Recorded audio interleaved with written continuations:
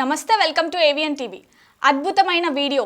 నాడు కోట్లకు అధిపతి, 9 యూనివర్సిటీల మాస్టర్ డిగ్రీ, 3 స్వంత విమానాలు, టిఫిన్ ఒక దేశంలో చేస్తే భోజనం మరో దేశంలో, సొంత బ్యాంకింగ్ వ్యవస్థ, రాయల్ జీవితం, అత్యున్నతమైన స్థానంలో ఉన్న కుటుంబం, నేడు మోసగించబడి అన్నీ పోగొట్టుకొని నిరుపేద జీవితం.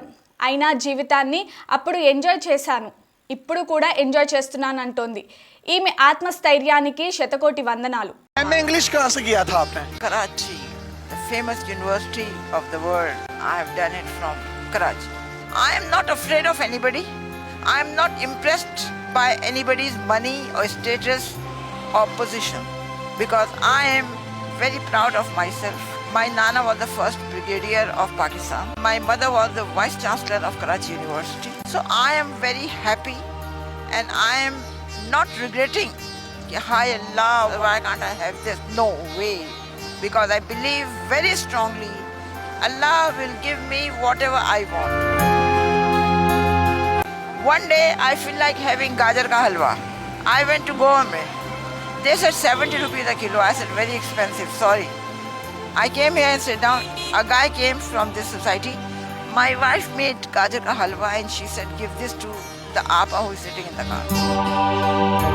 ये छोटी सी गाड़ी किसने दी थी आपको? गाड़ी से कितना प्यार है, इसी में रहती है, निकलती नहीं है इससे बाहर। वजह क्या है इसकी? उसकी वजह ये है कि मैं मुतमईन हूँ अपनी जिंदगी से। ये थोड़ी है कि मैं गाड़ी में के प्राड़ों में आके मैं खुश रहूंगी। नो, मैं मुतमईन हूँ अपनी जिंदगी से। जिंदगी में आपने सब कुछ देखा, कुछ तमन्ना है मजीद देखने की? एक है हज करने की, बस, और कुछ। हजरा आपा जो कि पिछले 2 साल से इस गाड़ी में रह रही हैं, जिंदगी के नशेबो फराज किस तरह से इंसान को अरूज से जवाल पर लेकर आते हैं, ये एक अजीब सी कहानी है। इन्होंने 9 मास्टर्स कर रखे हैं जिसमें ज्योग्राफी, साइकोलॉजी, इस्लामियात, अरबी, Urdu, English, Chinese, psychology, journalism और पर्शियन शामिल हैं। 1980s में जो ये जूता पहनती थी उसकी कीमत 1 लाख रुपए हुआ करती थी।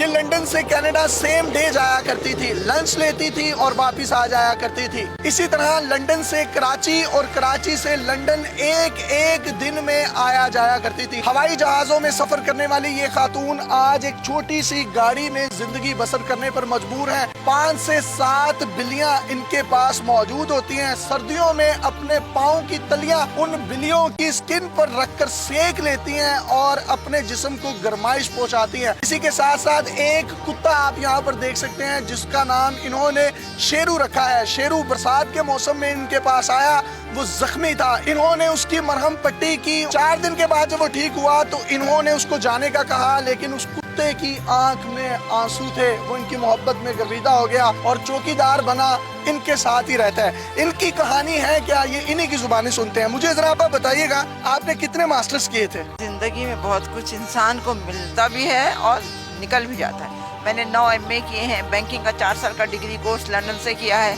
ऑल ओवर द वर्ल्ड मैंने 750 सैंडविच कोर्सेज बैंकिंग के किए हैं। तो मुझे अपनी तालीम पे, अपनी तरबियत पे पूरा भरोसा भी है और मुझे अपनी ज़िंदगी में कभी कोई शिकवा नहीं रहा है, क्योंकि मैंने अपनी ज़िंदगी में जो चीज़ भी मुझे मिली उसे मैंने इंजॉय किया है और मेरी अब कोई ख्वाहिश, कोई तमन्ना नहीं। मैंने ज़िंदगी में उम्रें भी की हैं, पूरे दुनिया के 3 चक्कर भी किए हैं, हर जगह रही हूँ, बेहतरीन से बेहतरीन खाना खाया है, कीमती से कीमती चीज़ें ली हैं।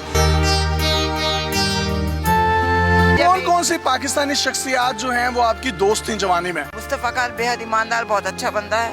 उसकी बेगम तहमीना, शहबाज शरीफ, नवाज शरीफ, मरियम नवाज, मरियम औरंगजेब, रशीद अहमद खान, इमरान खान, हम सब इनको बहुत अच्छी तरह जानते भी हैं। अब गाड़ियों में, हवाई जहाज़ों में, महंगे बंगलों में रहती थी, तो वो सब कुछ कहाँ गया? BCCI खोलने के लिए, एक बैंक खोलने के लिए आगा हसन आबदी ने भुट्टो से परमिशन ली थी, क्योंकि एक ये कानून है, अगर आप पाकिस्तानी बैंक है लंदन में खोलना चाह रहे हैं तो लंदन के बैंक को आपको पाकिस्तान में ब्रांच खोलने की इजाज़त देनी होगी। भुट्टो ने इनकार कर दिया।